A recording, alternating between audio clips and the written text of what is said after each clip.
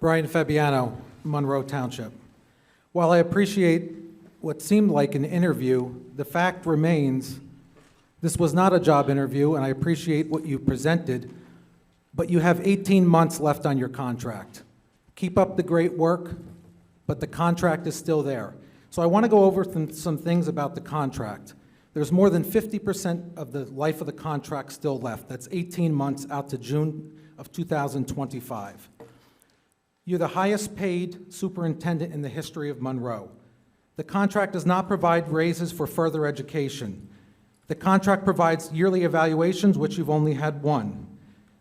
The contract states that a board must provide additional compensation if you take on additional job responsibilities.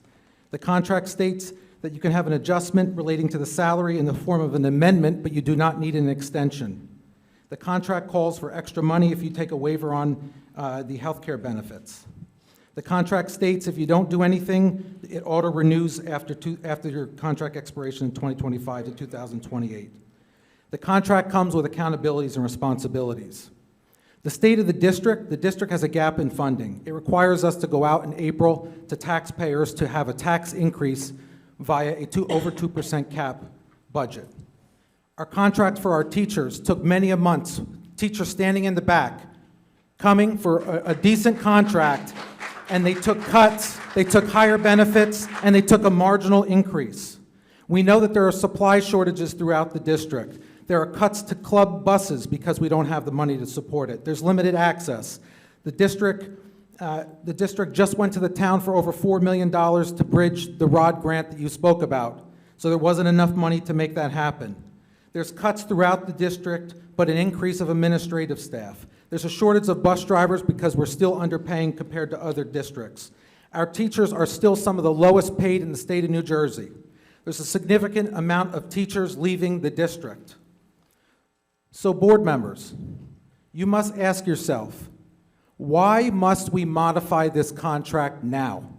I just told you there's 18 months left to 2025. With 18 months to go, why don't we wait to see what happens in April when we ask taxpayers to take a tax increase because we don't have money as it is?